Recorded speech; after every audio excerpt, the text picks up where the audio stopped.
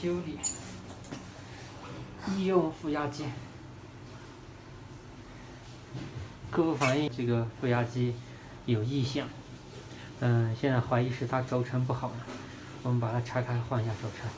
下面这个电机已经拆下来了，拆下来以后要拆这个高速离心机。高速离心机的话，这有一个那个管子，我看了有点老化，不敢动了。这个管子有点老化，不敢拆这个，怕拆了那个碎的，要直接从这个法兰这里拆这个的话，另外那边里面还有一颗螺丝拆不到，我们把这边另外这边这个端杆拆了以后，从这里面拆，我们看一下。现在赵壳已经拆开了，刚刚拆的那个视频省略，一个人不好看。然后这拆开以后，它这个是通过这个叶轮快速旋转后，通过它把里面那个里面这空气从这个管道里抽出来，抽到以后通过这个叶轮高速离心以后，来到外边这个舱，又进到这个叶轮中心以后从这抽出去，从这个位置抽出去，这个是它大体的工作原理。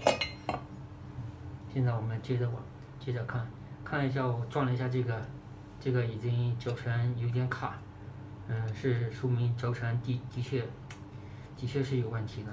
照这样开下去的话，不出一个礼拜，这个轴承就会损，就会那个收了。为什么会一个礼拜就收呢？因为这是一台那个高速电机，它那个峰值运转的时候有4800转的话，这个程度的话，一个礼拜左右就会把电机烧了。好的，我们接着往下拆。由于叶轮高速离心，罩壳上出现了碳化物质，看不出哪里有摩擦，很难猜到底是怎么碳化的。终于把转子给取下来了。我看一下它那个旧轴承，这个是后端轴承，有点卡色，然后前端已经变质了，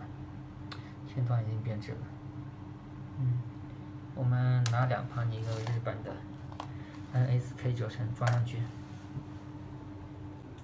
这个是一台85赫兹的电机，它额定转速是4800转。现在已经全部安装完了，然后我们检查一下有没有遗漏的地方。好的，上电视机。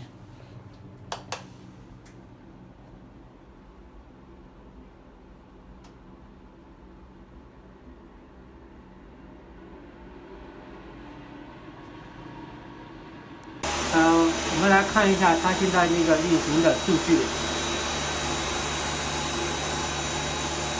它现在那个